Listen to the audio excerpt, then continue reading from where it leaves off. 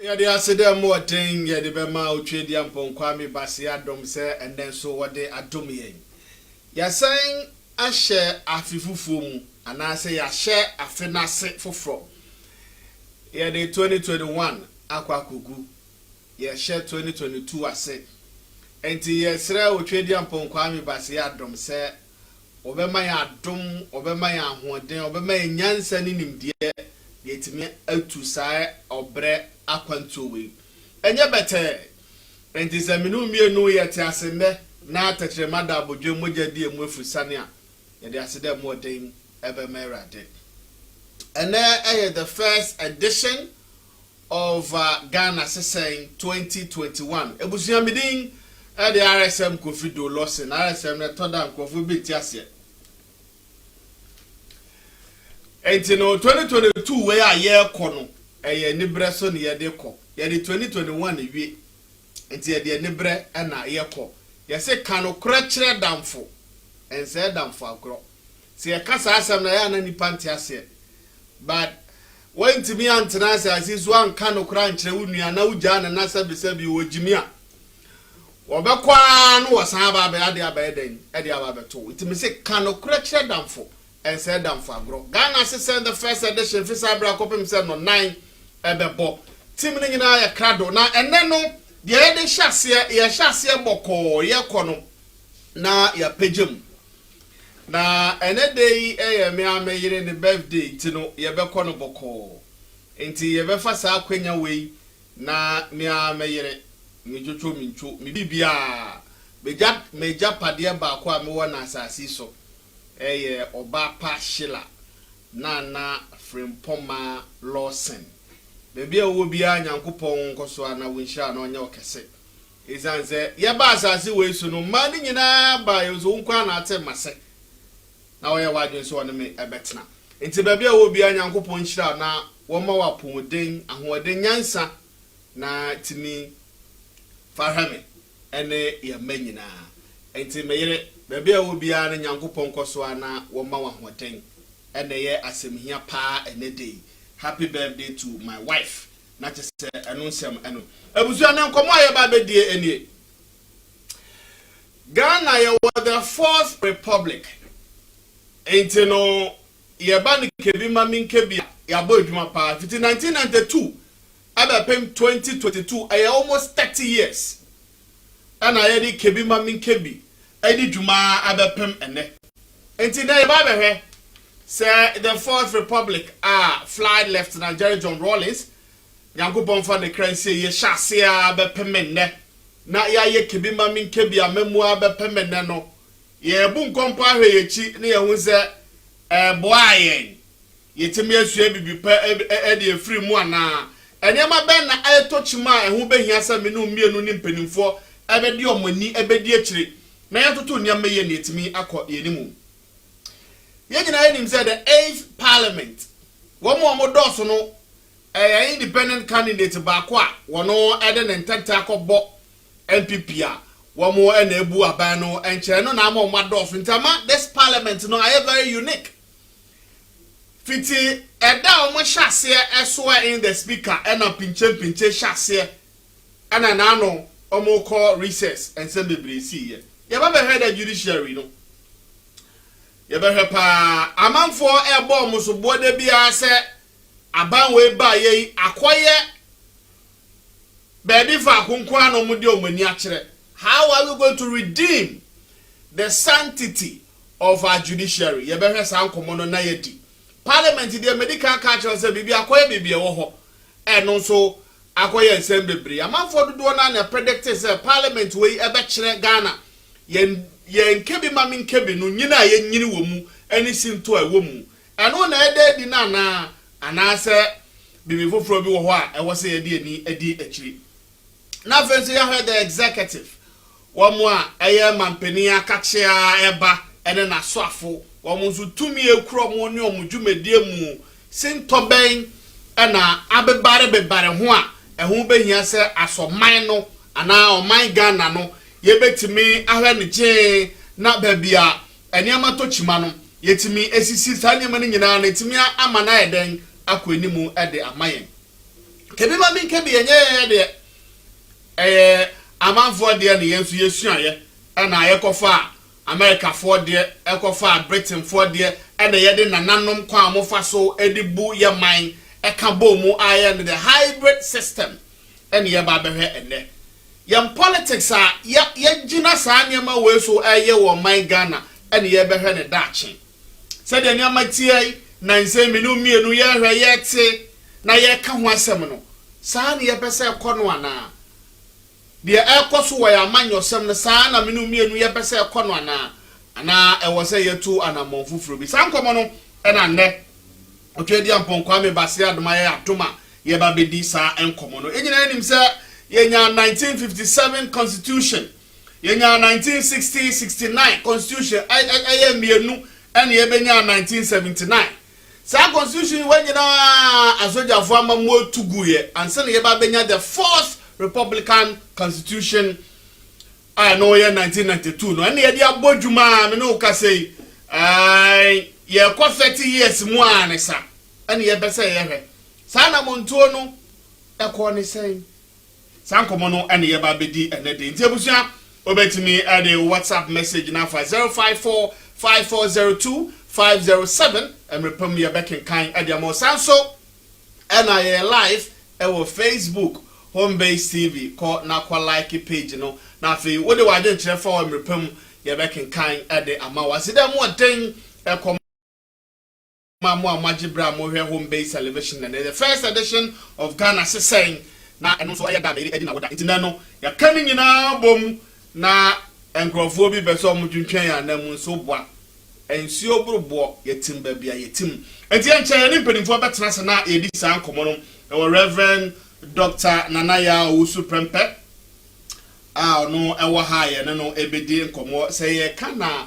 na bodini ni esuahu na wo de aye ka adaje ebebo yen CEO tensa na IFA Ghana Limited or IT and media consultant and so at the count. Some are me way and in dear abon bewi and I don't know ebedin komo and area way. Samson I bibia yeta I don't know etnasi sinkunya edin komo de fagana yen komo ene yen sense bebre home Apostle Thomas Kusi-Appiah or a lecturer sanso a counselor or a security analyst or no ene ye mame Reverend Dr. Nanaya Usuprempe na betena sena enkomo a eda paso and then the first edition ye de hihye so e de amount midin the only Rsm as them what thing and ye de bema Kana clothing or no and 2021 or share matade ama ye de ye fiti match ura 2022 mu wada so a share matade se wo pe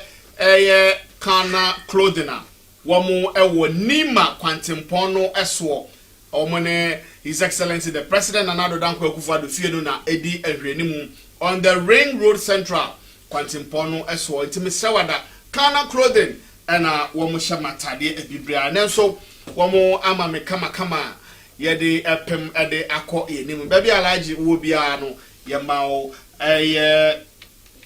afishiapa sonko pa nti after 30 years I am practicing what we term a multi-party democracy. Ye baba he sinto ne nkwanimu ne niama hodo amenu mienu ye betime de agugu akwemu betime abo ama bibia atimi akọ enimu.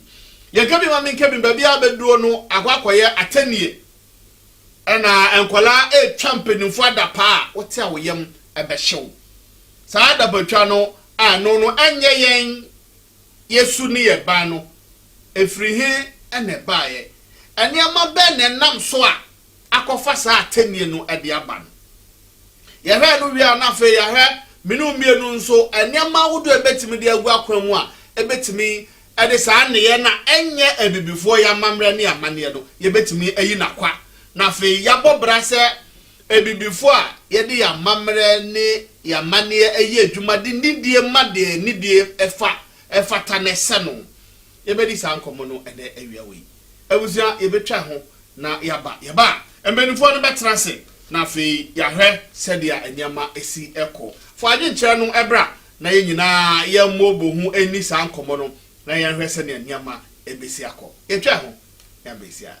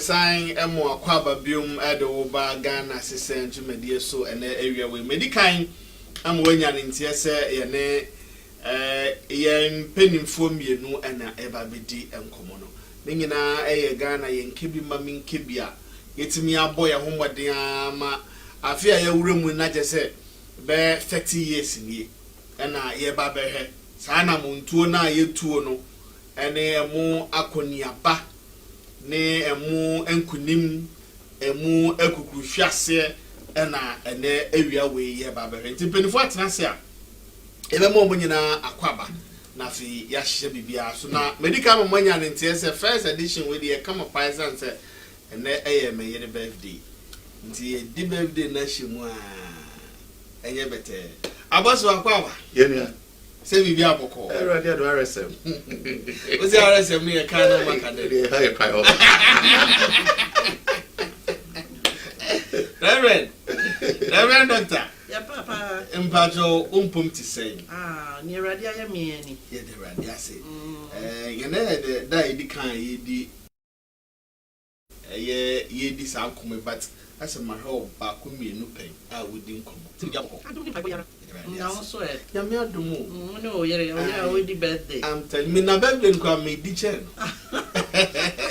Fancy ni nyina me na meji. You. You be sure say osofo ma me sure say mfiri wo ho no. Asofo me nda wo. Po apostle. Ma me sure say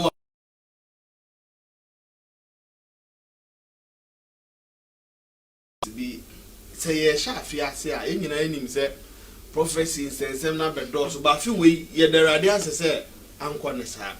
Aposifo kire ye nse de mra ne sese amanfo nso di ekire no anko ne se ne de bia ye den ekono no but ponipa daseni a o pre krankro wo abrabo mu ankasa se e sha fi mu a sen na awase wo fa no unze yetimi ye resolutions ne ya ho nsensem but acha ye first quarter na sa anya mani nyina wan kantima obema refi na afi wakọ wodada no mu a trimpo ben enam enkanka mebunu no se na making ye sha fi ase a ewo se wode ye wunsuo waduane no betima boa wo ama botai bi esi weni so no wedo ye fe no hyase reverend Yo, we dem da say we.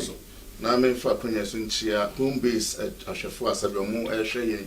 Ene ma me Rsm Lawson a wodi ne birthday so. Ya me nshia we pray. I think say ya sha fi asidi at samba ko a rade de to mapoma so na ma hyase e church eni. Uza ya metaye marriage in church. But they were kind of Genesis chapter 1, verse 28 was it? Then God blessed them, and God said to them, "Be fruitful and multiply, fill the earth and subdue it." Nini na when you mean you aja, but ye no our any award into no and about the second one multiply. We also to be fruitful. You need to be fruitful. And sakran why you know multiplication no. Enti our award the multiplication aspect no. Anything nipa ye brand because ye fruitfulness not to change. Fruitfulness nyame boye nyina with a reason. There's a purpose for each one of us. Nyame nyansen wo dwene bibi as for wo bominu mi no ba asase wi so. Enu ni ade edi kan a wo se nipa bi ahwe akiri kwan. Be ne bebre na ye no ato nchen. Enu kranti na ne ye ware kwan na ya ware ya ade so because wo fruitfulness no wo purpose no enu se nyame fa wo so de ye emoa ama afoforo. Enu po na bebo mo tima ye emoa ma wo yere anawukunu. But once me anya fruitful pet, you see, say, oh, worry, not the ordinary person will be your fruit and away one awarding.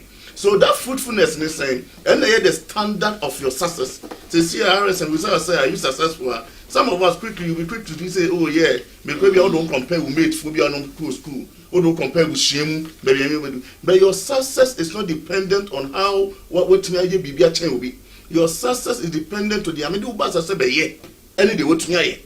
If you nyame do basa you say we are this age or say nipa be 1,000 we impact wo na by na nipa be 5 to compare and see whether you are successful. So what is 5 no every 1,000 ni mu a na say wo deficit of 995 na betimi de hu and no so only a whole discussion ABSM report because discovering your purpose is something I believe say this year 2022 obi bia person to ko ni abrabom bia no start thinking about it because the fact that you are running doesn't mean say who ko ni you can be running the wrong direction what I see so it is important so obi bia to tears yes nyame afa ya masters we so keke enya aware ni awo our life doesn't start and ends with marriage but bebrenia ye pabo ni akoma so yes already pabo no nya ni dream husband ni dream wife and worry no there's more to your life.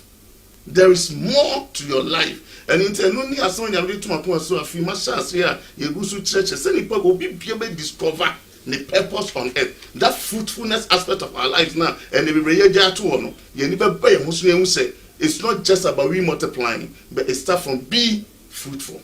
Okay. And you know, I was say yes, swaba, I know, and Apostle Akane, Reverend Dr. Nanaya Usu Pempe, Chief Executive Officer, Tin IFA, Ghana Limited. Or IT and media consultant now. Manyani say the first personality to start an IT consortium. First woman, first woman. And the yenya mama so wahana. Wakwa reverend there. Meaning say the odi be to the apostle kind no so. Na fe yenhye yonko na ase.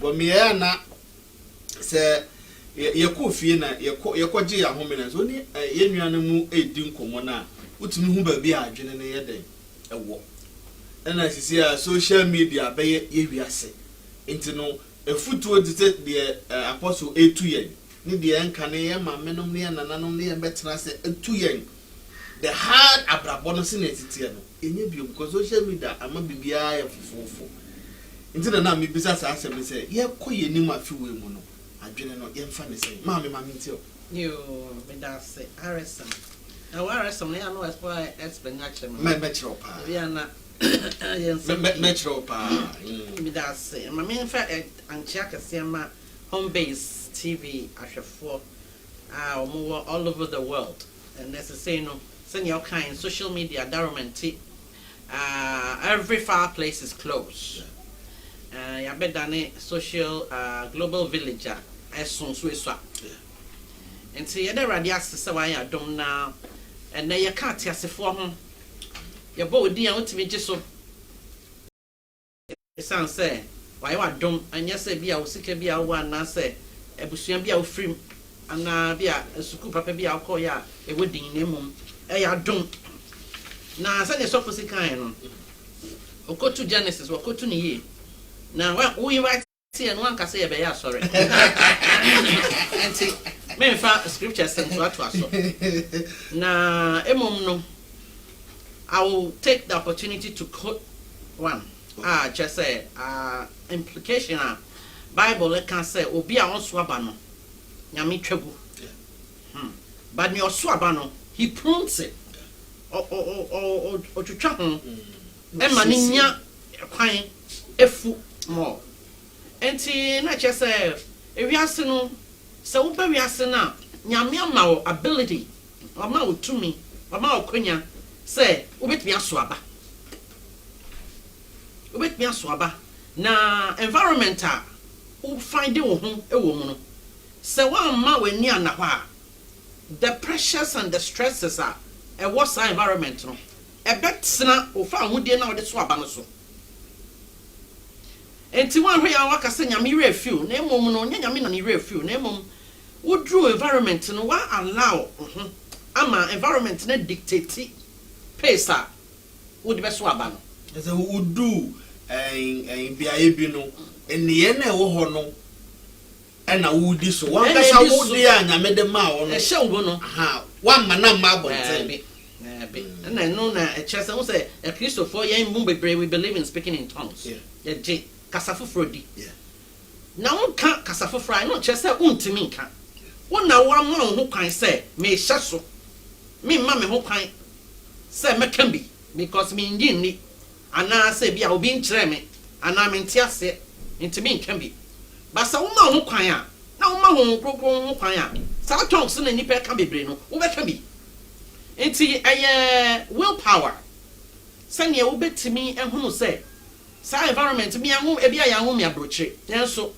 me so metimi asua de akomanim sanya obi ote abrochire asua na your willpower determination and sanya wo betimi anya vision na wo de wo a division wo betu ho si wo say I believe in myself na sanya wi ase akono if you don't believe in yourself you be left behind honestly because obia e pray for no ho obia pray for no enti se wo no wan ji wo ho ani anka say I can do this I'm going to try I'm going to do it ebi a me hyase na obi hu sa me bɔ me homɔden a wa be hyemeden na wo trawa ma obi e de ka asafa be hyonsem asawa pakosua ka aka and you be catch it. And say, what's the one casano? You see how fruitful God made you. Or say, Nioye inano, or share, na or share no, or muset a yapa. So, how do you take yourself out of the goodness of God? Nianyamia na ninaya papano. What do you what to me? Caso media will make cofiase and see. Here I was saying, hear me. I don't feel something. Something my cofiase. Baby, I didn't want here, Commander. The man can hear the two chop. The man can hear what to say. I can see the two chop. So, it's one now. Yamishra, Nanado, Yamishra. Why are you crying? I was always in the crew.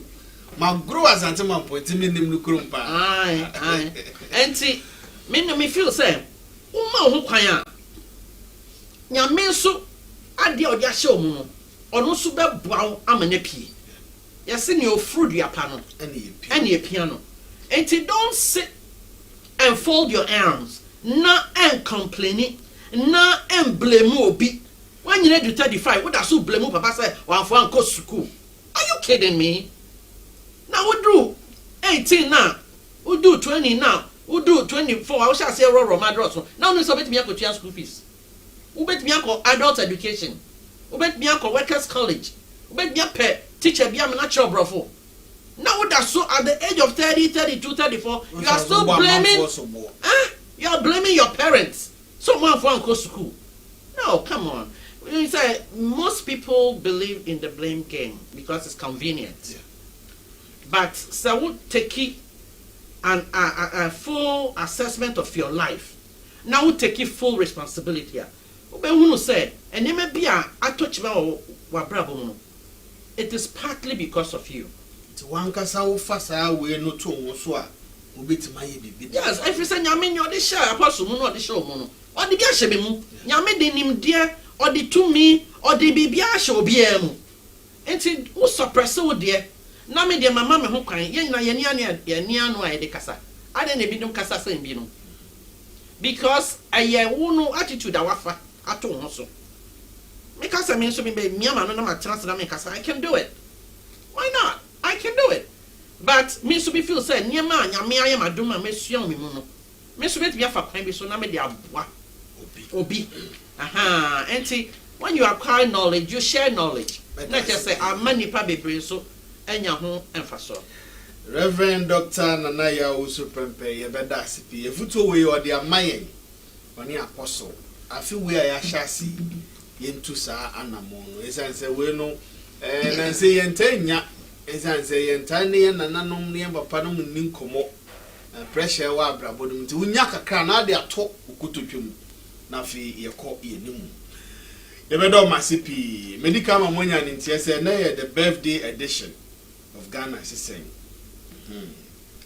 entine yekọ yenimu anisa na yen shasi Apostle me no na ebe hyase na yakoye ni 30 years ni a ye share kebi mamin kebi amemo yase and anu na me ni penimfo bi din komo na omo frame ye constitution na omo kire me say omo kofa Britain for de kakra because omo na ombedi ye so na ye kofa America for de kakra and ye de nananom kwan omo fa so na omo almost omu ahini etiti no ne kabo mu ne na hybrid system me fe no sha sem fi ho sa system we aye fa 30 years ni aboy yo Rsm that's be na at least so our question we there at is na no ye di constitution day we to jama obi a che na adwene yes and no aboy because say trust aboy na at least the constitution here o she abaya ko nyina na omo fa plan no some focus ne say yes your constitution rule no obi e bomode so oba so ode mra no be ye adwuma eni ntina ama yetiga na hama obi tim yetim to abamom omampanyi oteso na no ye 2016 ye oteso lusu ye the first time we lusu constitution nti no di ni die mani nti no was my free so na aban for Friday aba o de ye compare ama bi atwa won na say mu kura ya na no ya fa kondi or tena so 2 times wie ye or for the constitution, no one in Crawford procedures as a constitution, no, Emma may cut a 10. Dumbo and so dear before now, we chance there be. So, which constitution go and yes, we to no, so you put to know. Until they compare not to say, boy, I am a Sunjie, to say, Ghana, and I know peace in the CIA, so. Yeni African hangina ya tosu bi nemi ba bimom atoye ha West African akrade ye yedi kan ye sumdie wa na se for constitution aboa yen because need ye the constitution it no eboa eso ohawo ni amane anka especially electoral process a ye nanwi e de be ba na eso ano enti aboa yen o wasa kwan so na boa emoa ye na ebi so kan no ejina the fapim said there lot of enema bi a ye di hihye mu a obtwene ho aja na no crowd no be consider the constitution kre yema obi because o share to me and powers the executive na akwesa say for be a constitution mu say nobody's above the law but in reality nya sanity what I say o share na South Africa one penny says Zuma ye na approach mu can you even envisage what na transfer you know say Ghana say na politics tie wa hey obi omampanyi bi bedi ade afiri so am ye nye 2 million na gidie opo constitution nyina ka say ye do air control because of say ebe den because of the way your structure ye ni politics so no 2 million nyina hye ne say to the sense say nipa edi omani dwumade nyina on yichu su wo mo ento no free su it will take some years to even clear na no na me no be di ko hwe eviabambofo adwuma mu a we ba so say ye crofo na ye don't move because until free so na ohia crofo so system na is so we say emma ye di 2 years hye nipa no executive ni sa na no na ye papa babe make some analysis we and me charging the don't can no correct yes yes 3 arms of government and ameboa for the purpose of check and balances now we share 3 arms here ye kan ya omunyina in one way or the other no is a package them do one share executive ni bottom what you say na say anya 3 arms 1 plus others et no eno the ma constitution for bi say ne ye ne di 2 years share executive mu a emoa a decision making ni we ni nyina kwa say ye nya to abayi a che say una bibie kitao e fo bi na ayen asay mpuntu ni ne ma bebre eni ntino e ho na ba bi nsumu kamesi no eni constitution ye nhwe am say say mampani ya tamu se run fan case imre almost set constitution review committee mo ye a whole lot of reviews what do papa say ye pia dia shedem e ho nyina ne ayaha ne because inipa bi hu say na nyana ne ye be shase aka ye constitution no I say nipa su no ade no nipa bi o advantage and disadvantage some di kan e boayen be bi moayen nti ade na ye nhwe na de emo ne ye ntimi nye hu adwuma but because a benefit nipa bi and only problem over the years ye facing nipa ne ewo position na nani abri ye hu dede ne ye be because at that time nipa otis na benefit ni ntu no obey hu dede onya betena say team na akwanya beto say ono so hwe na onya adwuma afi ompeso be sa no and only a problem it's a constitution ni de ja so bu sa say ebo na emo a me twa say ebo aboa ye ba say we dey to ni nyina dey to nseni ani na waka de aboa ye no ene de etosin I had you know would they tones in here the any ebeka say aboa like ewosoro ne papa no na aboa ye mo ana say de atochima no ano no keri de entochima you see from baby imitation one waja no kwe omunien constitution no eye document ayaye emunsem no eye nipa ene enforce so me mo create example ni beboa e ma bi ansa wo pe no binya who said Ghana na no asofo koye a friend saying come shit at first 90 and IGP de krata by me fata jim da Ghana police de krata by say and come shit obi so because man nation me ye kai mo say mra bi o man ni mu a ye friend fear cross fear and panic say o ko ka assembly di any strobo bi so a yetimi chew asofo yetimi kra de o fear president mo dey we mu dey returns IGP person kan ya no tu enye no kra nya IGP na shemra emra ya shat order na enforcement na over the years as ya yet me enforce here enti na anu a wo twen adwene so no do kai wo kai you say ye wo mra bi say wo ho be woni de npa bi adwene ye mo IGP na say wa ba no wa be shemra say wrong yes that here Ghana your man wo hopa but your problem major problem so pan say the implementation or the enforcement no is a major problem.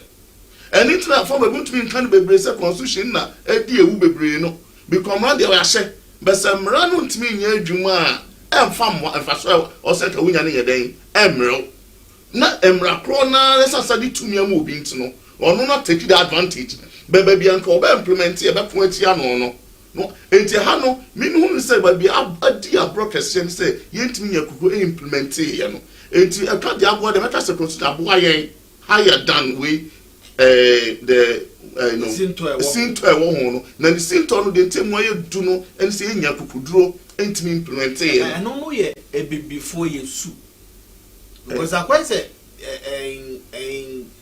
ye de ho toto wo mo a e wo omunya before na sansisa no omutimi ya akọ omunimu a but I say ye no se na wo ka no nim se we se mekoya Let's say I'm one to between any no sweet to me and your son fast while computer will be free so.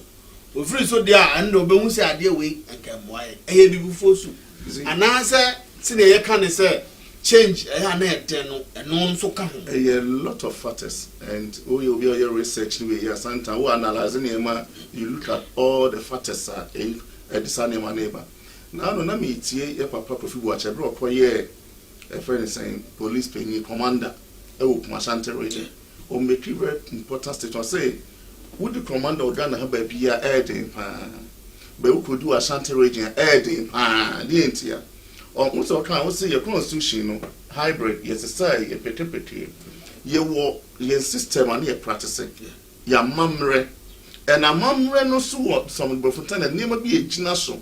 And Buba Santimuni a Yimkakamua, ye were a baby crow, ye boo, I do hold the It's with a vision said, "Oh, Adia Cocotocono, Yen na bro, a watch was we never corruption statement." When the or the about the hot they are, and say, Cocotoconi, you need a bro, say a papo, so now if you are operating such a hybrid, not her system, a clash with it. So, for instance, one thing that becomes analysis of look, unfortunately, yes, when you have corruption in Ghana, corruption, do you even understand what corruption is? In the context of Ghana, like Ghanaian context. So what about Ghanaian context? That the different corruption and corruption. O come Malaysia, maybe I could you Malaysia, yeah. Or could ja Nisika, everything at restaurants. Or call come or price with Genisika everything to restaurant. Or buy ya per lady now and was oh or not the funny boss or quiet a devil man will you be so or they done say. Or some Mijia be Omumre achadia kra no is not allowed. But ye operating system achadia is so allowed to the sense say ye can't will say ye enko to be ohia nimpa. Ya mamre mu no ye enko ahemfie enko nkwa. Ye fast appoint kwa ahemfie. A part of your system ye operating. And ya kwakwa constitution e ban me achadia. Nti we ne ye be anything. And already know, and in some development, I am a Islam on the phone say, a Judah share of a wine now bagana, Abedia Coneria, who will be free for corruption any tune. Can you go back? Young Fourth Republic, here come was me, or my pay Fourth Republic from the first one.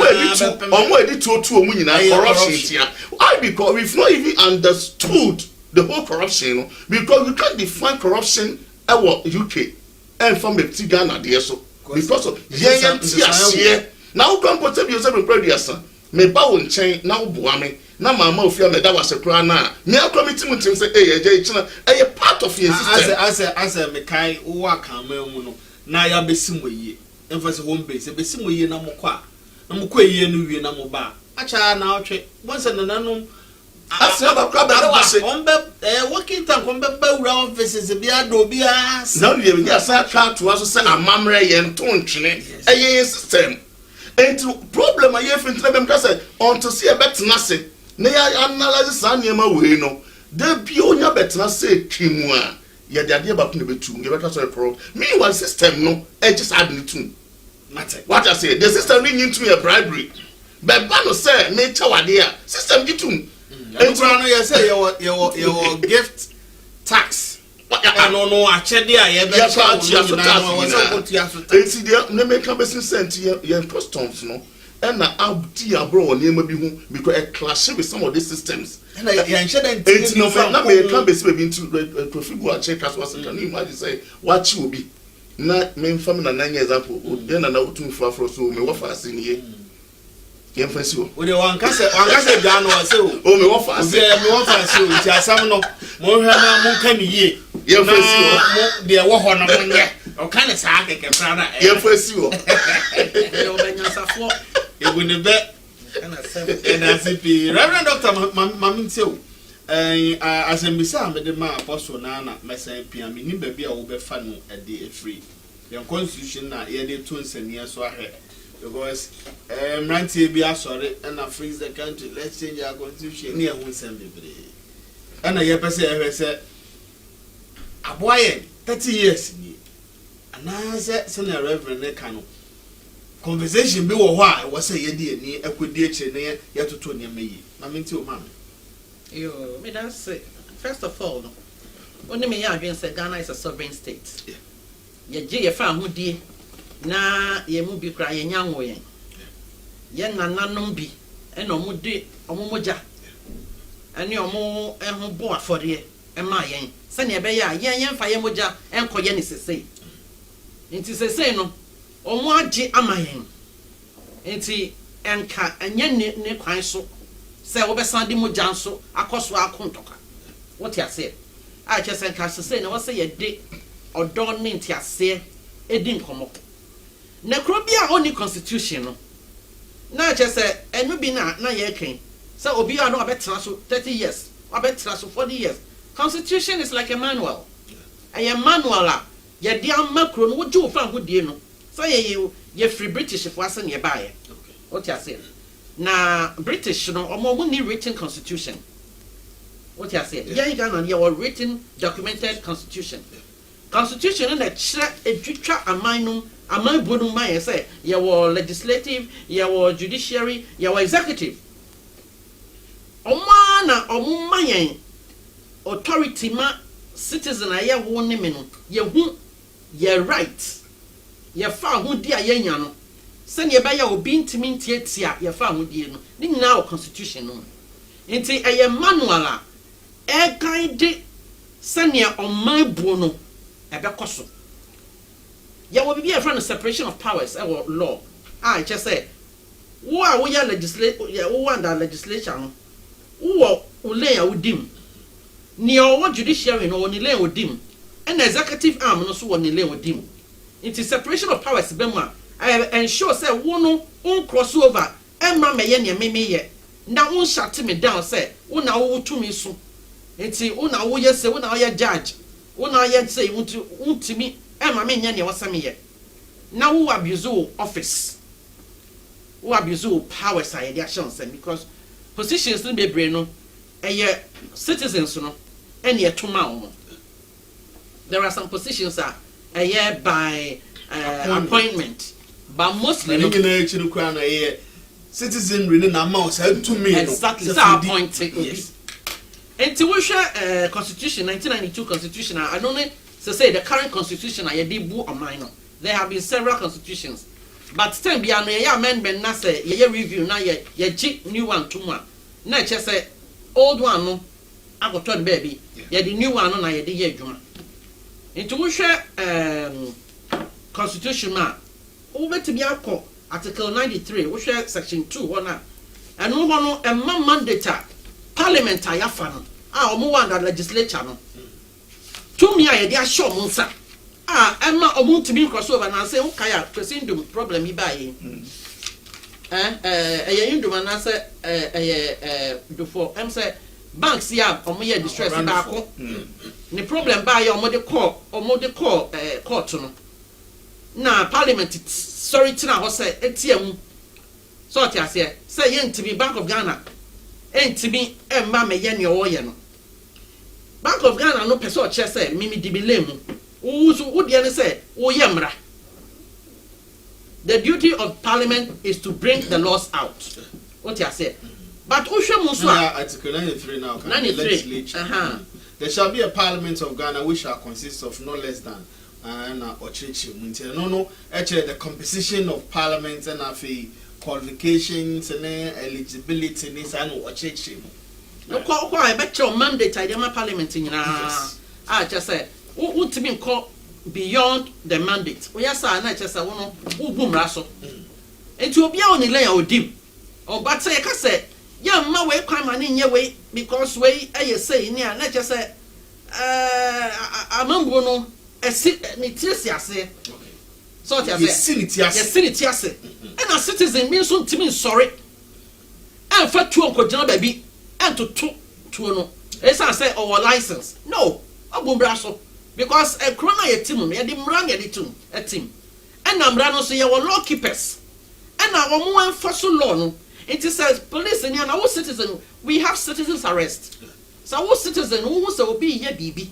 Nani panel, I didn't know you were 20 years. Oh, kind. Some of the file it. Court file it against Nipacron. Okay. What I said. So all evidence on Quadia. BB and so kind. And yes, I want to meet your lawyer, Capra, because I'm meeting now the mere master. What you say? Legal aid for crowd. The guy is for but you'll be your house, and I made the master. So you could drop a box soon enough to 2 papas. So where the master? The end is a bit mania, everything in Aswana. What they come as them. No, are presented to court. We are a state governed by laws. And untino, though no of our would Bible just say, who are dear in our kind? So any fata. Inti states and laws are governed. Law no, or you're limited by the law. What I say? The law is limited by the law. It is a law not catch yourself. What the 18? Only criminal record. Who bet me are running for parliament. So be it. Obin to me can't just say want to brofo because law can say want to brofo into want to be running for parliament. And you say what do you exactly. It's the constitution they running government. So far as you have received your independence, it is mandatory. So ubenya document. Not necessarily a document, but ubenya this body of regulations. Okay. And nimra. Sana anya lawless nation. Anya sa anya lawless ah. Hey, who be aya no afa no. So say. Obey no ya me fe. Me ni wa dem so me oye hu ya me fe. Aha. But Reverend you say yeah baby I would the narration every year am I in church mu na. Ye krata ye dai the constitution the 1992 constitution of Ghana manfo bi say ye nsisa no. Yehwe na more the aboye na so man ni symptoms na me bisa reference wo be fa ne say o aboye bebre ene say no ya choose to say be called democracy. Yeah, it's a choice that we made. Yeah. And we had the effort boom because enya easy. Yeah. Because power no ede power no ede ntini pa no nya betrem na wo se emre na eso na afei ne ho kika no ntimi fa nto ho. And to me, say, but because say you choose to say you be called by the constitution, you choose to say you be called democratic way. No, democracy and doesn't mean say no, but it means that there is sanity. So let me tell you, Aboye just say we are all aware that there are other nations not too far from us. And toka be brave esiho omo bu we no constitution no so.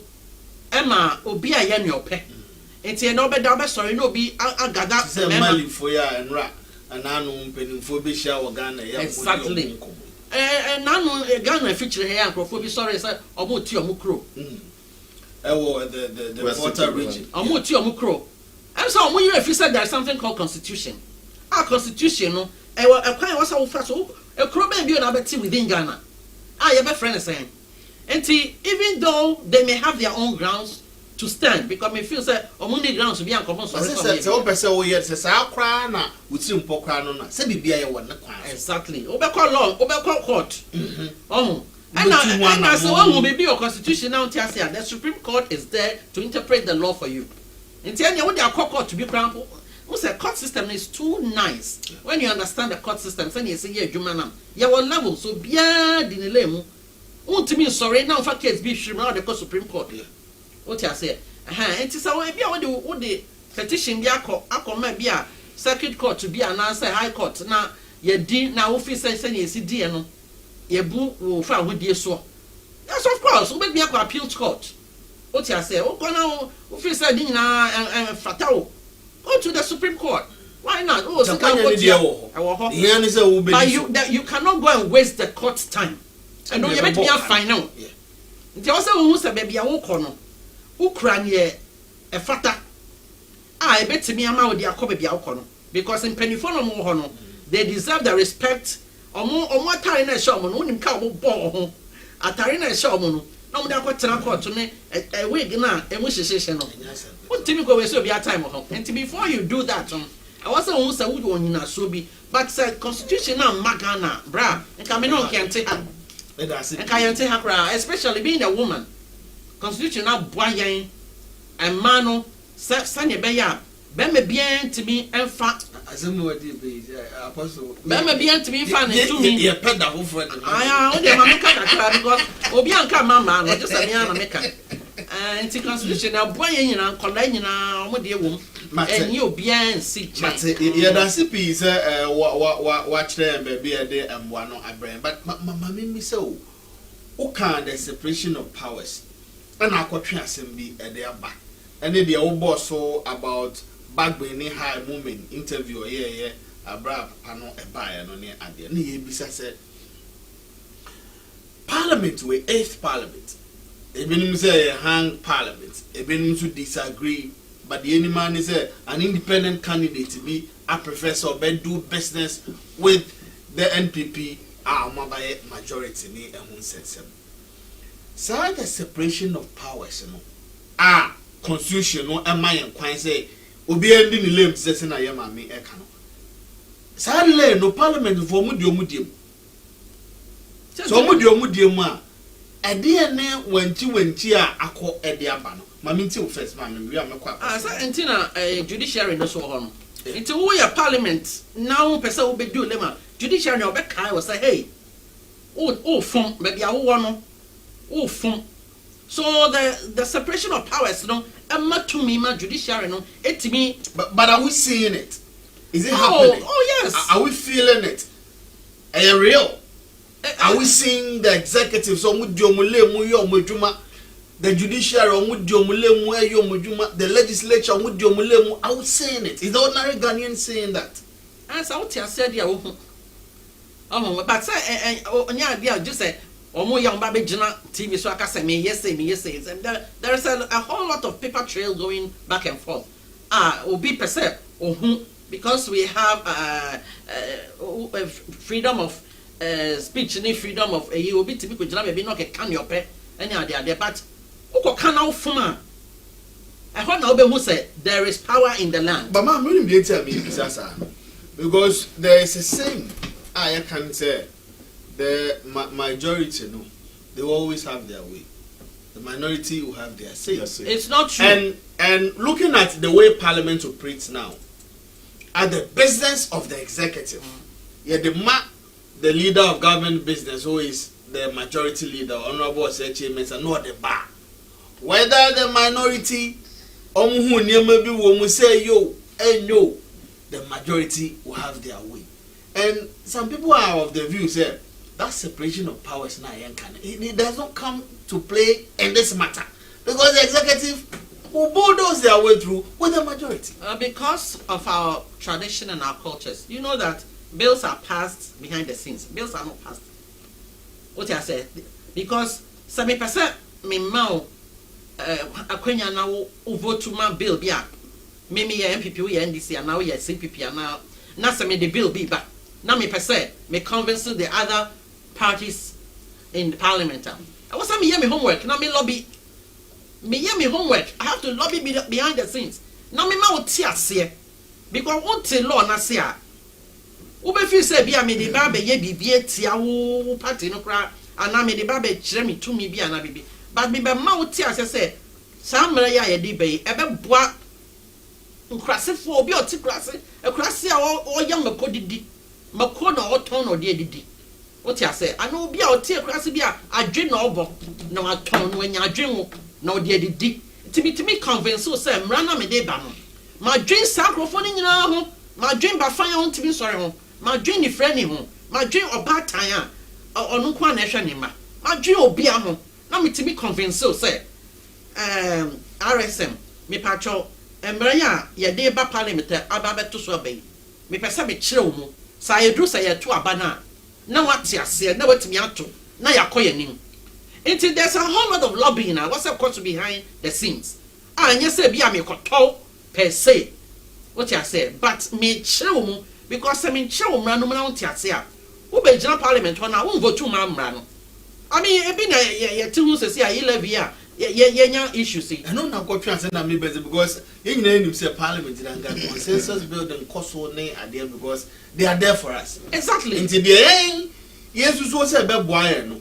Eno mso mbedwedwene ho afamra kwan so no maye de amaye nti na me bisa sa asem ne ze ye hu ne sa ana se toda na bi ebu nka mafa bi so hwe America mra chebedwefo mu a America mra chebedwe Democrats and Republicans yes similar thing na ekoso say majority near Democrats na so mo de bibi ba omo anu sikra na minority assume na basically no and then yeme na makoye majority echina wo so be majority enti wo baba be hia me enti ye de bekum ne dware nifa ye de nifa dware bekum. I think the common understanding must be said the ordinary Ghanaian is considered in the bill.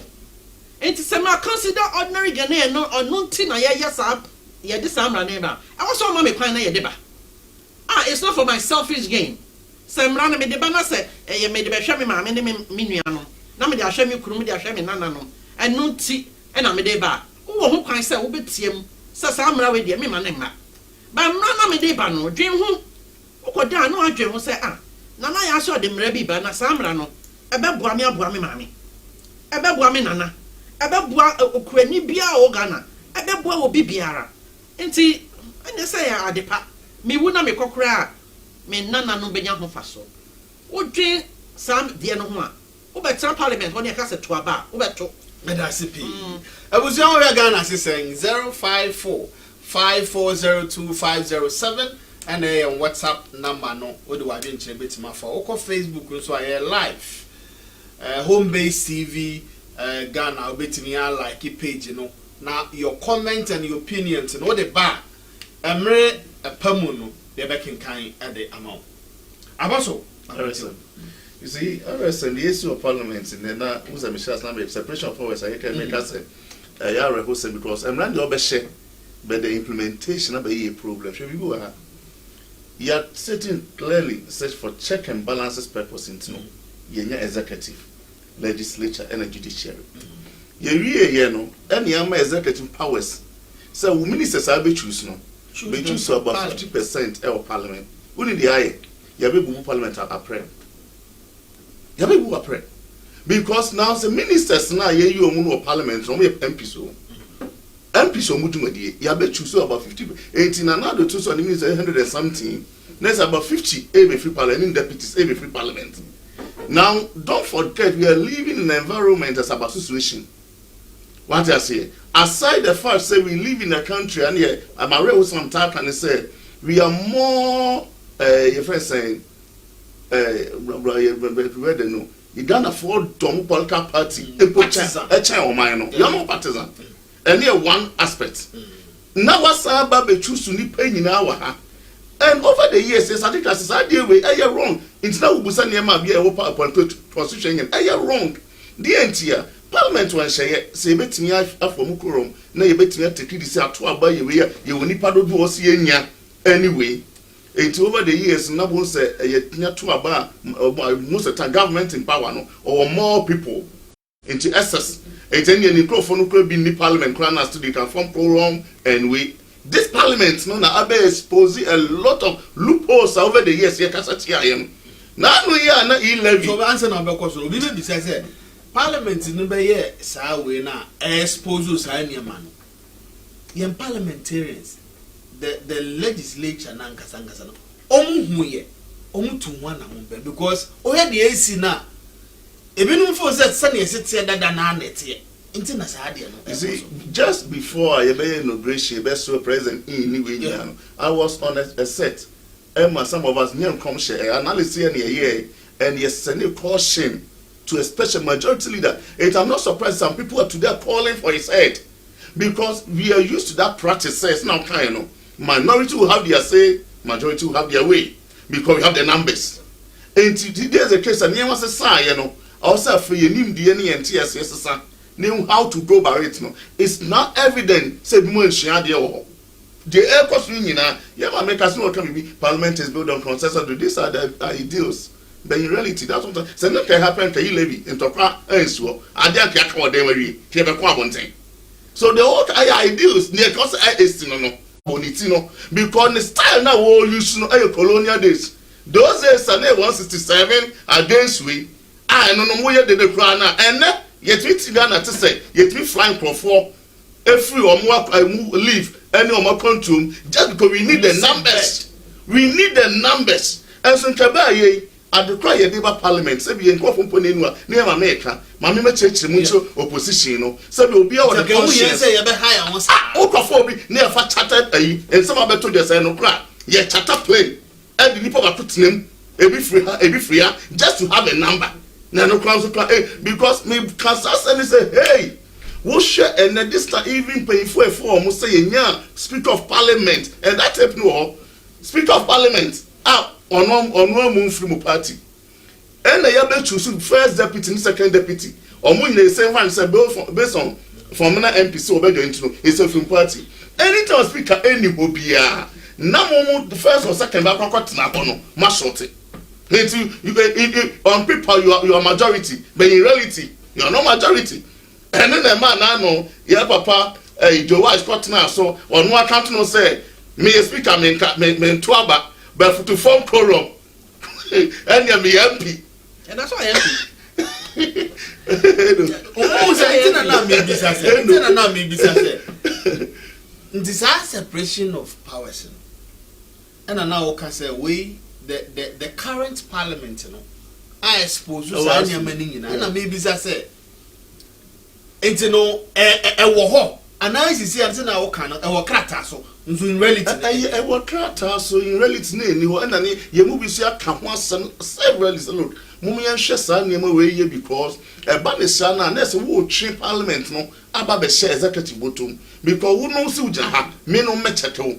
Me nipa no mo ye adwuma no what's our craft for mu abesha wo yi mu adom mo ye adwuma decision making unse no so no consensus about us ade no say your foot won so kan ho ye mfa say ye besisem na ye nya majority of ministers from parliament e wo say ye nya foot ofoforo a ye de betu asa amprofo so ka eno so ye another matter ye dwene ho pa we engineer nim say democracy is but looking at a country like Ghana always sweet democracy is now every time because if you think education is expensive try ignorance even a year about today say ben ni ile you dey call parliament now one of the major food basket here in the tax no because your budget no deficit mu kun more than 70%.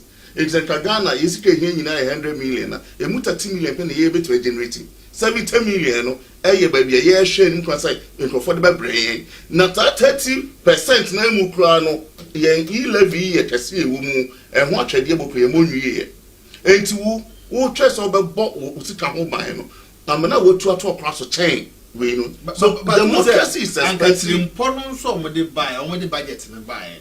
Me to me book can 11 no any omonhihye no anka ye trimpo papa entrepreneurship the man ko no the member be kesi asem so who say trimpo mo de buy say on be so embebu no asene am ometimi abiebie nwuma no anka ye trimpo pa and am ka 11 the man ko na different topic no be kesi ha trimpo yes but me can be be first one matrimpo pa na be ba no yes and no ni ase but and what the am tan 11 the man can say net tax e kro no ntem that's what there different discussion say person discussion no discuss you are taking to him that much is given much is expected to him much is given oh krobi mu na so the mind oh krobi mu na won pese utua taxa na just won pe kro ni ye tax na di sie kro no wotwom ko soroba fam I was a would your tax be, I will quite be so, and son of chrono at me up on a new.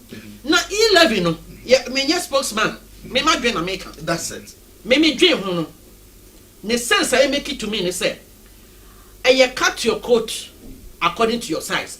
Wow, would you more? No, what I say, would you more? Wow, would you less? No, would you less? It is a wool send it 120. I mean, and I said this can be to be fine. And so, me feel that a fear, I don't know, empty and fun at the atoso. What I say? Some who send it 1,000 cities, sir. Not some maybe send 100 cities, sir. We are not paying the same tax. Are we? According to the 11, no. Some maybe sending 100 cities. Now we send 1,000 cities, sir. Are we paying the same? No. No. Internet just say rich people, no. And now more enough, no, but best sending no. No bet ya quite so dear. And I knew ni be now or send a cacreano. Almost what you need quite so dear. It's here a young cacra. As for the tax, you cannot avoid tax. Matter and I make a I travel to me see Rsm Doe being Canada and I'm me to a mean Canada. Some will be in chatters. But when you my sponsor 11 years, Miss Sankabu, a prono, my mentor, what dear. Send out in your bank account. Now do see cartoon. Send your electronic wallet. Tell your papa bomb and that's one of talk about say Ghana for and no say which car because of yes and one mobile money we know a wallet. I'm meeting Sika air tune. But you tell me and send me your mother bubbles. Yes, that is it. Enti enemi me ma boss wa me di sika asem no. Sem na na ya fra me say ohia bi na menyi ma na abansa me dis kana sema boss ma me yi bia ma nti no obeje so tas na hwe bi ntam say nya tas ni last wo from cheche mu ha aban bia create platforms e economy no na omo mu di dwuma wo mu no omo dwuma di wo mu di no ade so tas enti wo share sa data we na MTN fo ni telecommunication ni nyina no opia e wo de dwuma wo di abana create platform te sa ba ya kwan to we RSM se odre otu commercial car na me fast passenger me chia me lorry fare man based on lorry fare me chia ma oni we no enu na wo chia wo income tax as a driver me na me the passenger me chia ma we a na wo chia tax aye den because na wo use time na me fa wo service it me fa wo service no me chia me dem say me chia me fare na wo ko chia road way di no nyama wo car no enu na ban na gene tax wo ho but you wutie but 11 akwa say me matna o kan mu amatua say me kokuma say and amatua sister cities transfer lord farmer wa abas wutie sister cities kokuma say and am do 100 cities aka ho sa na 11 tie Who discover mami nwie aboso efi obi o uni sa mobile money ya wo issue wo send here to commission uni say commission umutua nyina mutua so tax ma aban uni sa de yes every commission or yet to nyina and na aban the tax all these years. And it's a people intimate can say a lazy approach, a chrono say, you bet to additional way. Matter about 11 years has not been as we am facing young Combrana, Yambrani, Yammer, legislature, and Kakra executive. Yamrana, Yammer, the judiciary, and so Kakra. Because I know so matters I have, but say, I said they are skewed towards a direction. Perception about the judiciary and here no so na fe ye magana fon so emre me twa ho na ya gi ye dwedie nkrato na ya basisi o ya Ghana sesen wo Homebase television so ya basisi a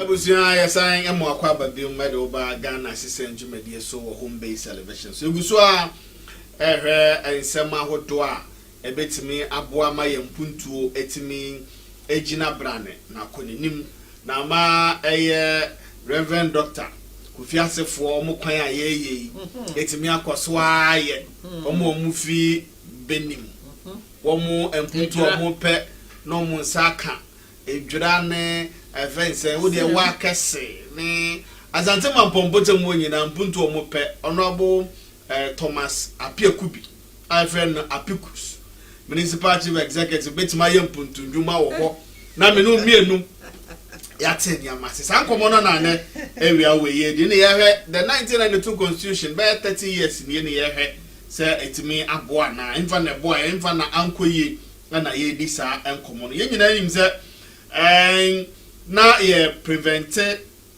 ku ahodo a ACC ya ansa na 1992 no eba enti sa ne mani nyina were taken into serious considerations ansa na the 1992 constitution no AC the light of day ne amunse enti no ye di enkomo no na ye de no so epeso ekọ ye nimu have parliament kakra. It may hear no in a holistic manner, but I heard kakra, and I heard the executive no so kakra. I heard the judiciary, and the partisan statement. I would do the fat woman. Now hear how we can protect the sanctity of the judiciary. It's answer one more number na no yedi tumi asho munzenze one more interpretation and I won't church mu emva mayen na yamva ye and 2 years for 30 years.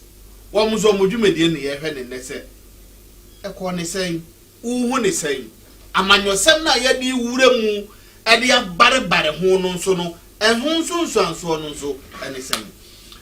Reverend Dr. Mamimfe no anhyase the judiciary and said the amanyosem yedi bareba yedi for ho ne ehun zenzem no nso no yenka wasem kakra na yenhwe anopumasi bre boye and I was say ya hwe was enkomo no ehun judiciary the partisan politics are yedi bareba ho judiciary no de o hwe constitution no mu a e was say a independent authority omo de omo adwen ene sane emra ne sitie no adwuma so wo hwe judiciary system in Ghana ya chemienu your superior court and other smaller courts, lower courts no.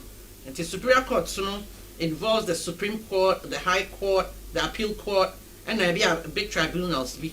And our lower courts now, the circuit courts and those other lower courts. Now, to be a case be a baby, I'll bet to me now, say system send you designing no, and everywhere that I know, it's a democracy here, the president appoints the Chief Justice. What you say? Because ultimately, mayor president now yaba executive power say be boomra. Now yakofa Chief Justice bia or no uji echinye. Who can A or CB? Who can B or CC? Or my name konenim. Sabi o sabi. One fa obi anfa Chief Justice say omra no me yes amasa. There be antisa. Name omra wa samo think alike. Samo pembra no say be ye adwuma na o man na konenim yie. Now Chief Justice na say nipa na ohwe judiciary ni so nyina na say ba say speaker when you are on no better take over the government. What you say? Say Chief Justice no anyo obi anadwen ada ho onu a otimi efa ne independent minds about niema otimi emwa president no ema ne mu oman no.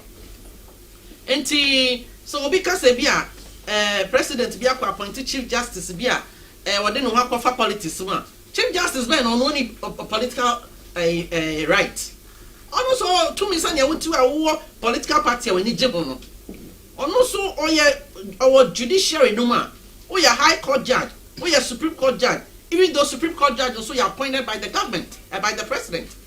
What you say I don't just say obekwa kwa yes sir obia oni ho a obekwa kofa the time for say ode no meye adwuma. What you say? But authority omo wono president no oni sa to me no say obey above the law. Obi a befa the president bia you are not above the law. Everyone in the state is to be governed by the constitution. And you no Chief Justice okura otisu no no otumra ho a constitution be che no. What you say? But ultimately can say bia the person is appointed by the president. President kasa on transfer obetema se.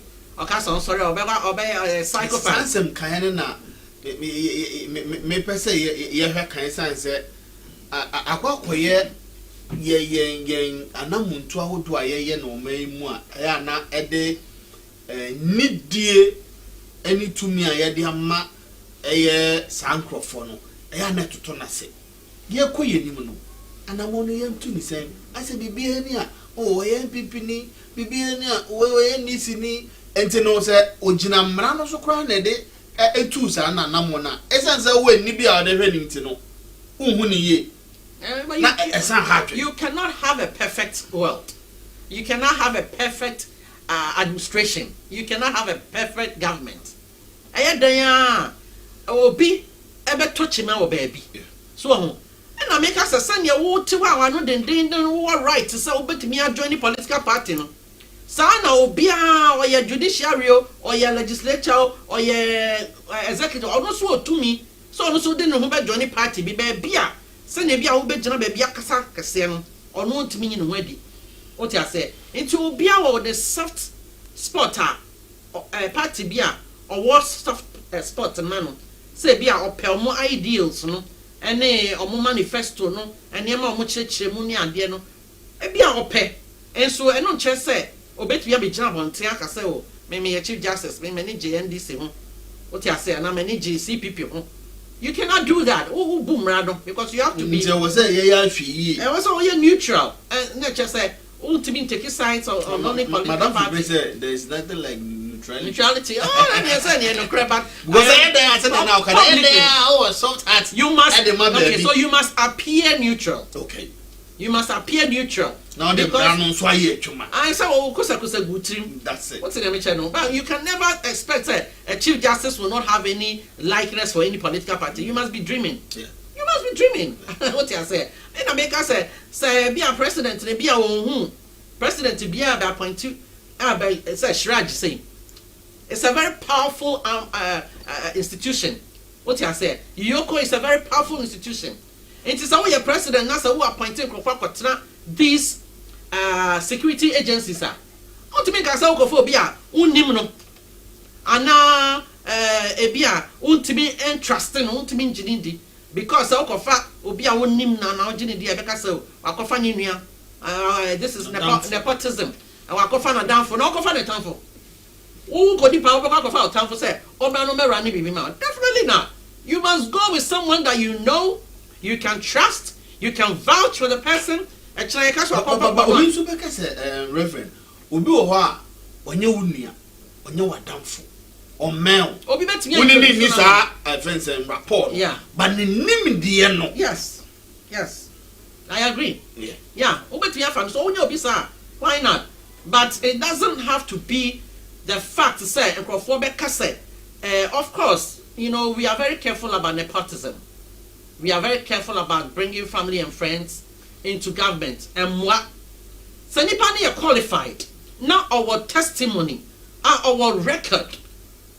Now, so if you said there are 3 people around, but his or hers stands out. I'll bet to me a different there. Why not? If the person is suitable for the job. When my company, my brother was the finance and admin manager.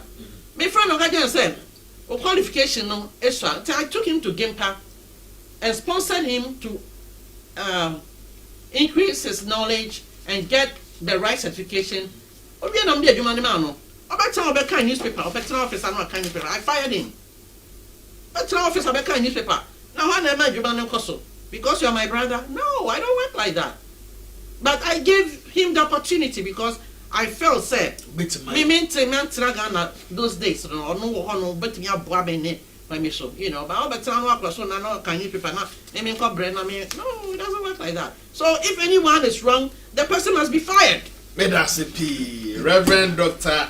Nanaya Usu-Prempeh, Chief Executive Officer, Sin IFA Ghana Limited, IT and media consultants, and I know AD and command. About so, Mammy tell Nami Magana for RSM.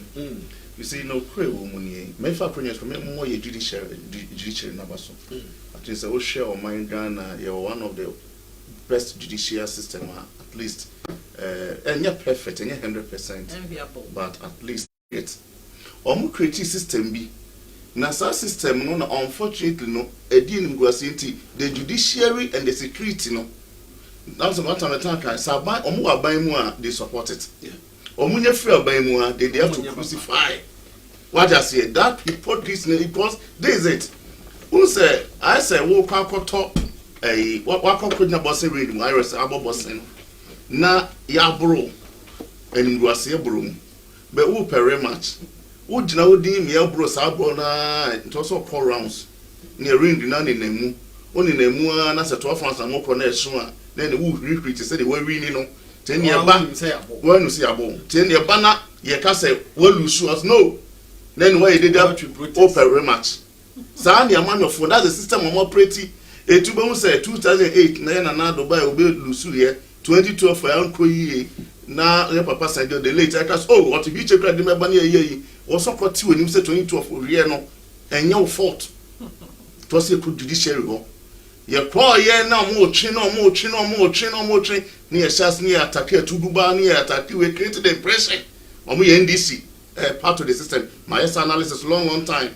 To mu yedia na fe yedi asem no na MPP elusu court case no na do ba o say me no munya adwe ba my head imagine to for the sake of peace me kind of crash your statement no e page na ni onyam course kese pa. So I wasn't surprised 2016 o winning because na yedi kan tajo no say o to trust him now was akwa all die until everybody was expecting so the oyo neighbor bo manum enti judicial system nu e okofo aho na ne nkrofo attack judicial say omo ye bias especially time I ever declare na papa mahama she white time I come respond fie yes any o ma dide bra e bi kra ba so ma dide $1 million that time NPP then a chap boy judiciary ni pa erade adon na mahama e papa mahama then president better so ye ntua brabo na judiciary dey omo di omo asem e bo omo ba so erade adon na 2016 also elusu 2020 and on social belusu ya no so crow judiciary crow na enra ni ye twabo ne so am $1 million so say won tue $1 million bia no on so kofo ahobi na ne crofo ahase the same tactics. Why? Because what lose 2016 for 25 there's no person who better now as in the Fourth Republic as a certain president I will lose by a margin of almost 1 million votes ABC. Because 2008 and Papa could fall free someone and now the crown urban Papa Mills had 100,000 votes and the really not even 200,000 votes.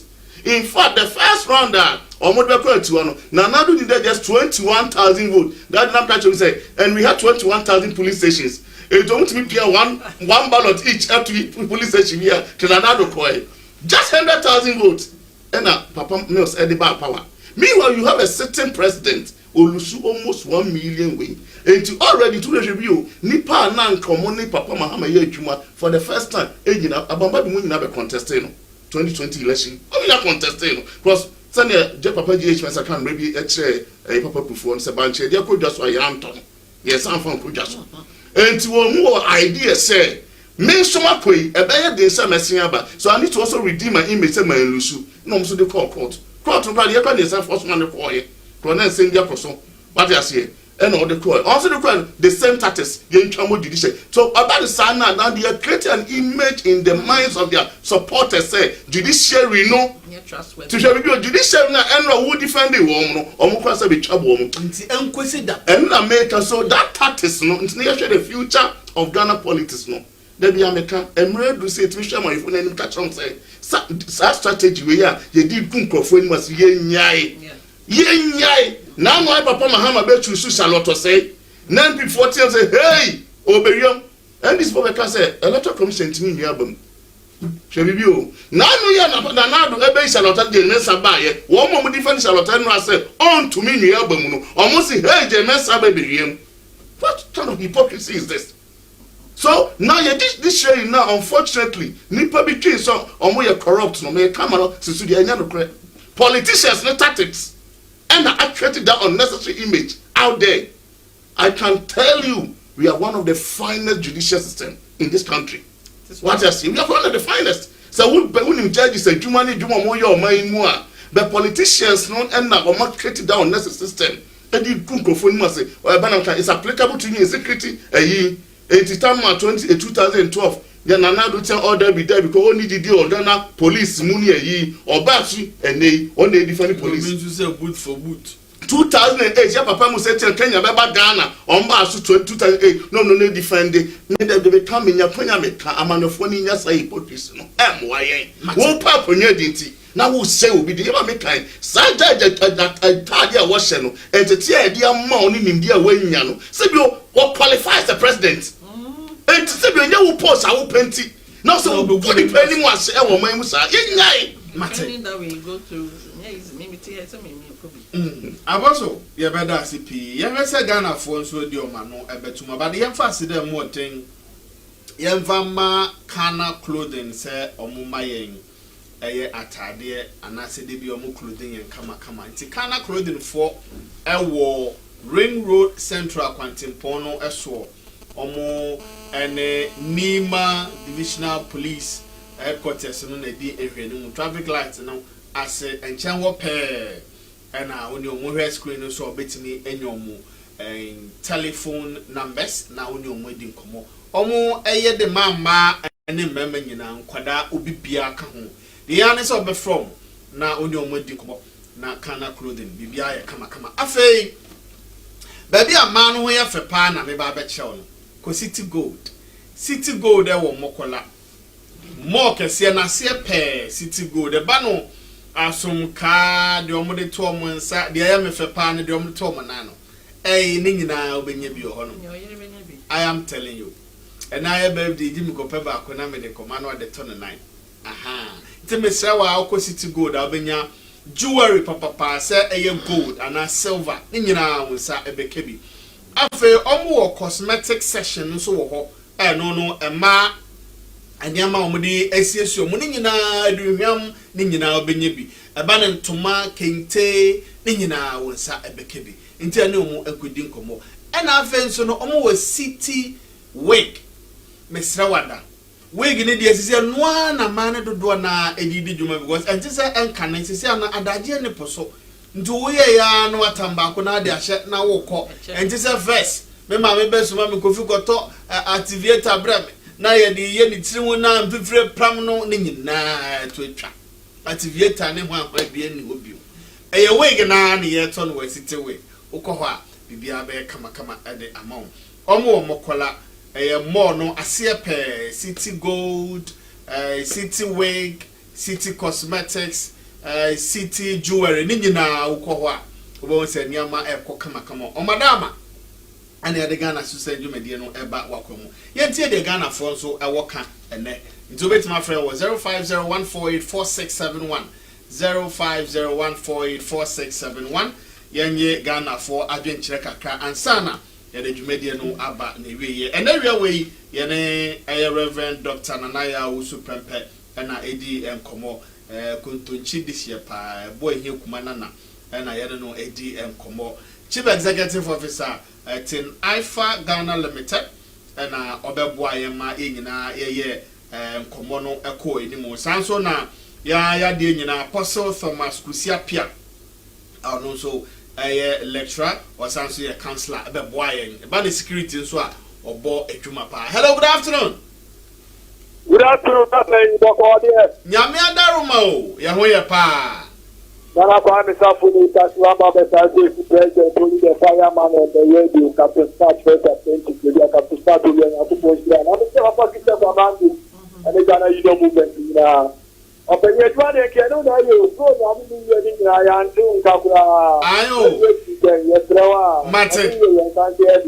Mate, ya baby and ya and this senior people here. Yabaka, that's about your careful to the announcement. Now, and this senior people here. Mother, two parties, the capital place, almost more than a net and more than a dinner. Yeah, almost as a budget, yeah, almost once a week. That budget, you see, I'm a point before. And you meant to be my thing, I almost see as you are so. No one of Dr. Example. Yeah, meant to be the message, and I don't know what getting on the others. The someone who wanted to watch empty or Papa or Catcher for Nindo. That two parties way. There's almost to be more than a phone, more than a fortune. I'm going to go out and 2 ideas. I'm going to put it on so. I'm watching there, they are with that. But then to be yes, Ghana two parties, NDC, down almost here. Budget, I will read your parliament, the two parties, NDC, or more by a parliament way. Now we'll talk about war. And so, what will you not say? Almost petty, almost as a woman, and you're almost over the next time I will almost say, Matty, you have a party with your partner, yeah.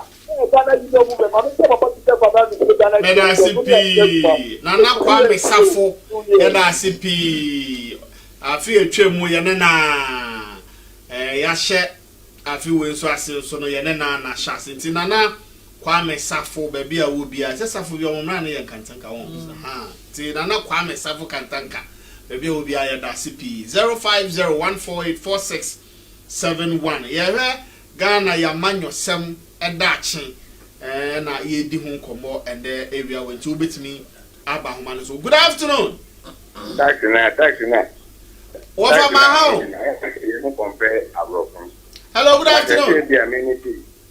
We were 33 years. Yes, Jamaica from Mumpala. I'm a man 18 years. And together never come and say, many Jamu be area. She said, "Dear, if you do Pampuna in engine, you wouldn't know Pampunya. Which attack, if you would in it. Together never come and say, we'll pick up the Najati. So that's it. And according to NTP and NDC, we look at Amunia as an agent that NDC is better than PDP. The kind of crowd Ghana had NDC better than PDP. Because Ghana had a memo. Some NDC was only a driver in the years when the point you didn't get me to. Then the time meaning their cost. This is of course the machine cost. A common quantity. The payment of the cattle NDC and NDC.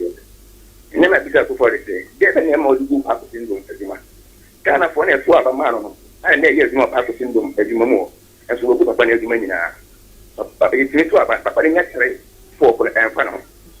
There's any Papa again for you. And to all my uncle, you do upon your Martin. And I answer that CP 0501484671. Also, bits my friend and come my yedino with the one no atumu ebi. You hear Ghana, ya man yourself. Edachi anamuntu aye 30 years abepemene no na ye hwe eniama hodo aboa yen de emmoa yen na yetimi akọ yenimu partisan politics ni de yedan ebebemu na mum ye beye no kwan ben so ama ensonsanso no aboa menu mie ni nyina. Hello, good afternoon. Hello, good afternoon. Embajo udi ni fa kwa nkase free. The Kasafri Amasama ya Premier Blaise la boy. Okay, Blaise yetio. The woman is one ubia pese oka politics wo. Oh, Blaise we dey kafra. Em say ahoma no eye hye saa na bozo bitimi frɛ na ne de na yiwe frɛ so nti we dey anya bo akayo. Kafra 0501484671 bozo bitimi frɛ na enkomo no yetie tani anyama esi echo. Good afternoon. What from Bacho Dini for a Casa free?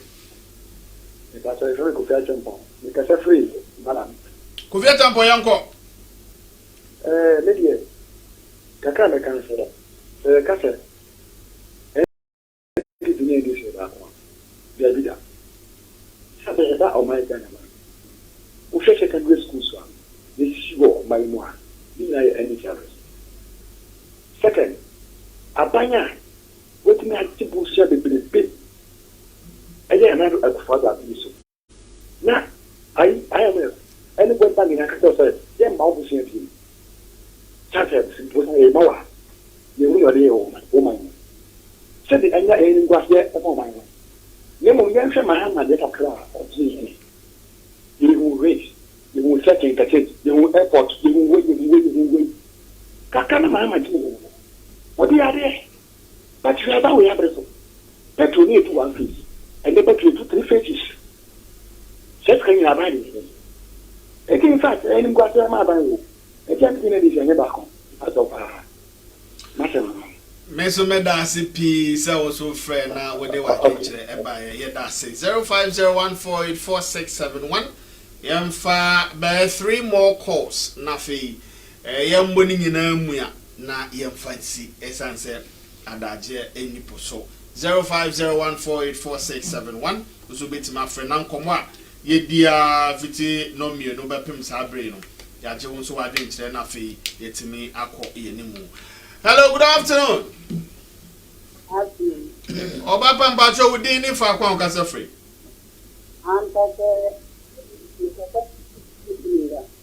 Ambacho ma one so kakra ni enti wa ma me. Ampacho anu mo na du. Yes, video. Because Yes, I was looking at it's the way you put out the land to yes, if you have chosen to let the man you mammy you yada sipi endo se wo so frɛ yɛmfa mienu na afi yɛmfa nsi 0501484671 Ghana Siseni the first edition 2022 meeting at the Rsm Doe Lawson yɛne mpanyimfo mienu na esi nkonwa yɛ ɛhwɛ Ghana yɛ amanyo sem ɛne de da yɛ ni so ɛna yɛdi ho nkɔmɔ a abɛpem ɛnɛ yɛfa afrɛfo mienu aka na fei yɛde ne nyinaa esi. Hello, good afternoon. Afternoon. I'm Bacho Udin for a concasse free. Norte from a pump. Okay. I have more cadet. And this is a bit no adequate. Or adequate. So, but I'm a girl from 92 the best. 2016 no mo we had or a fine plan. Since I ever flat Nanado obey Nyamaya Basa Amaya Basa and this year better than for it. So lower grandis and everything we had to be out of many yakin. The master will come to Mate yada sipi yemfa di otwato na fe yemfa enti evenzen na kwa mesafo asem wo ni betwemu na video atwe mo nwa anya nyina adwe akwisi so MPP NDC obi so mo nyina mo ye it will never stop. I mean, in Ghana, MPP NDC, people will never stop talking about it. I mean, I'm going to say Bafani Farm. Yeah. You know, the excitement, you know, it's ironic because it's exciting that you have two opponents, you know, but the fact of the matter is, I was say, we are not enemies. That's it.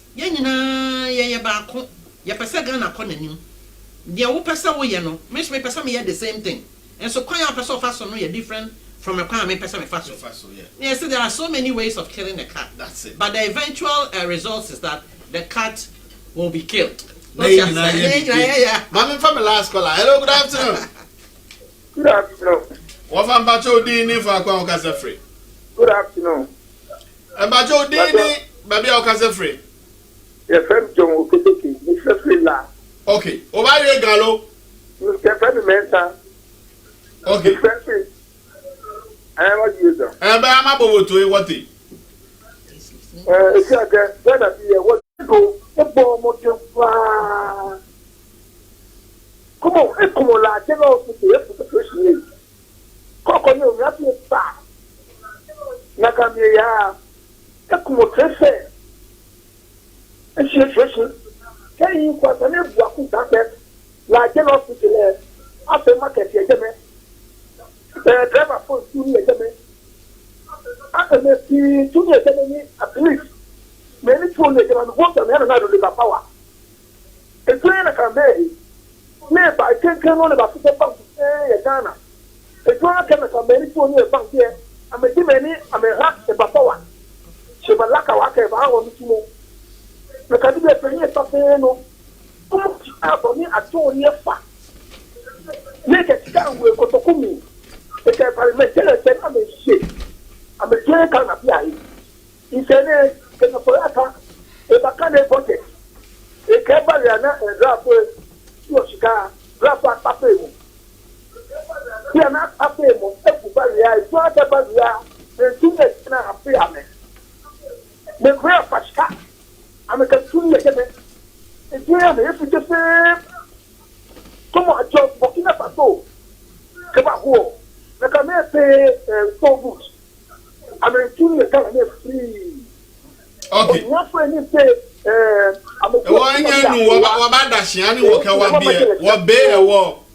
Obe wani wa be wonderful shinwa shi wo fe wo be evidence ku no wa nyo ka ga shi shika nanado ke parliamentarians amenye shika ka ka bo adomo egwa ke ochon henu ya nanaka ni ye ba to sani wo won pa fai wa nyo ochon ojomo fine shi no ni obe noko no ba nyo ka manomie o ka wiele nakan ni pa fai wa o ba da shinwa ga bonwo ba sanye ekome ye ne obanyo ochon odwemo shika obe no ko no obanyo ko manomi ake nekenie awiele nakai obada shinwa ya rama Rsm Kofi Doe Lawson on the RSM ne ye from RSM ma chire bibi kakra we chire bibi kakra won kran mu no RSM say we chire mu kwano wa but your point am chire mu ye ebusia ha na brebe man kwana ye de dwumade ni nyina si ntino